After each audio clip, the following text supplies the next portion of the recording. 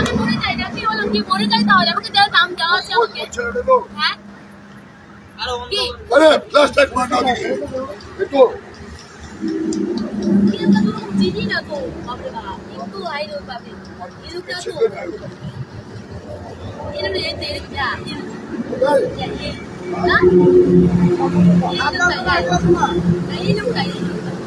মানে কি হচ্ছে অত দিনের বেলা ফলো করছে, অত দিনের বেলা আইছে দিনের বেলা ফলো করছে বুঝছো। ওই যে হ্যাঁ ওই দেখো ওই তারপরে উড়ে উঠে আসলো বসলো তোমাকে আমি করবোই রেপ করবোই বলে ওই দেখো দেখছো এই তো রেপ করবোই বলছে হ্যাঁ তো আমাকে কাজ করে কাজ করে একটা মাংতে করে আমি কোথায় ধরা ধরে ওই ল্যাংটে ল্যাংটে করে কোথায় ধরাধরি করছে। তাহলে দাদা কি করবে তুমি?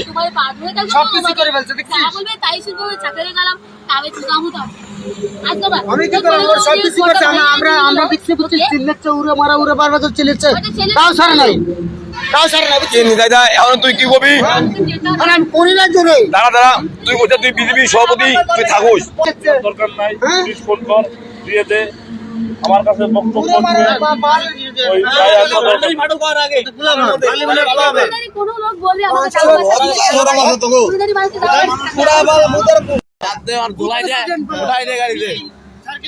ধুলাই দিতে হবে। হ্যাঁ পঞ্চায়েত নিয়ে চলো, নিয়ে চলো। হ্যাঁ ফোন কিভাবে ওকে নিয়ে যাচ্ছি দাঁড়াও না না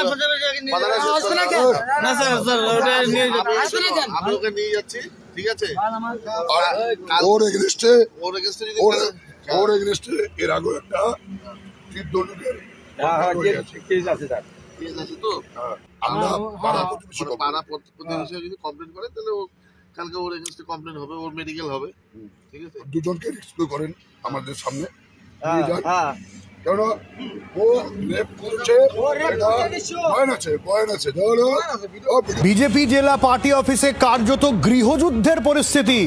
তুমি হচ্ছে মাগিবাজি করবে, তুমি হচ্ছে মাগিবাজি করবে চলে যাবে।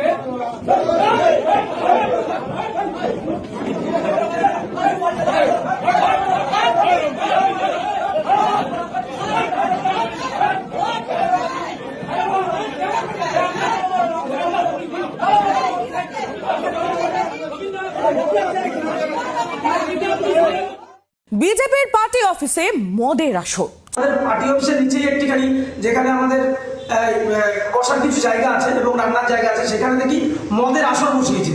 এই সমস্ত নেত্রী এবং আমাদের সভানেত্রী এবং যার যা সাংগঠনিকের যে সমস্ত পদে আছে এরা হচ্ছে অযোগ্য, এদের জন্যই আজকে আমাদের কর্মীদের মার খেতে হবে।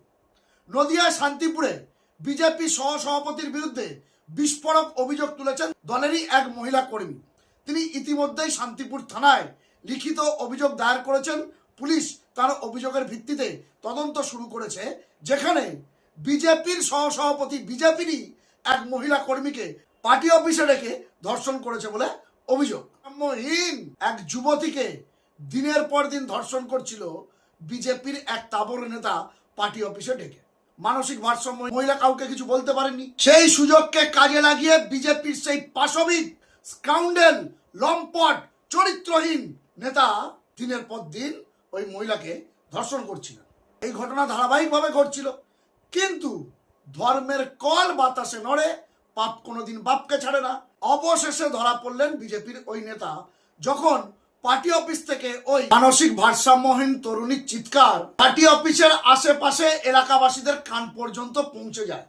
আর সেটা শুনেই রাত্রিবেলা ছুটে আসেন স্থানীয় বাসিন্দারা। তারা প্রথমে পার্টি অফিসটিকে ঘিরে ফেলেন। এরপরে পার্টি অফিস খুলে তারা যা দেখলেন তা রীতিমতো আঁতকে ওঠার মতো, চমকে ওঠার মতো, গায়ের লোম খাড়া হয়ে যাবে। এক মানসিক ভারসাম্যহীন তরুণীকে কার্যত পাশবিক অত্যাচার করছিলেন বিজেপির ওই নেতা। এই তো বঙ্গ বিজেপি।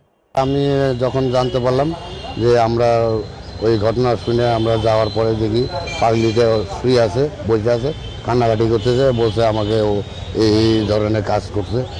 তখন ও পালায়, তখন পালাতে যেয়ে ওকে আবার অনেক কটা ছেলে দিয়ে ধরে নিয়ে এসে জিজ্ঞাসা করা মাঠটায় দেওয়া। ইতিমধ্যেই থানা থেকে পুলিশ ওকে ওঠাই নিয়ে চলে আসে। ঘটনাটা রেপ কেস ওই পাগলিটাকে।